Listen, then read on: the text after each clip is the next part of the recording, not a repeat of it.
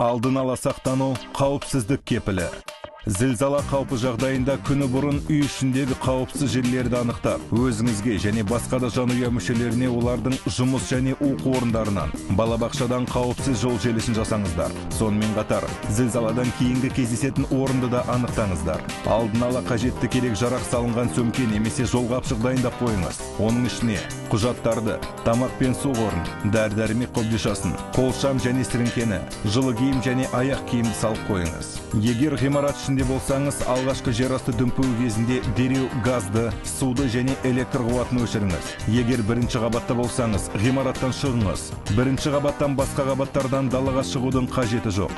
Негізгі қабырғаның қасына қауіпсіз жерде, бұрышта, есік орнында, тірек үстіні жанына тұрыңыз немесе ваннаға жатыңыз. Үстел немесе төсек астына жасырыныңыз.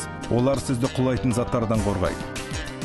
Терезелерге және ауыр жиһаз жанына жақындамаңыз. Лифтіні қолданбаңыз. Егер көшеде болсаңыз, ғимараттардан және электр желілерінен қашықтау ашық орынға қарай ұмтылыңыз.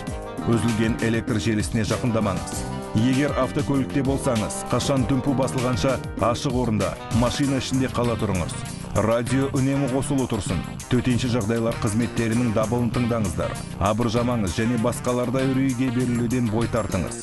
Есіңізде болсын, сіздің сабыр сақтауыңыз күтпеген апатпен күресте жетістіктің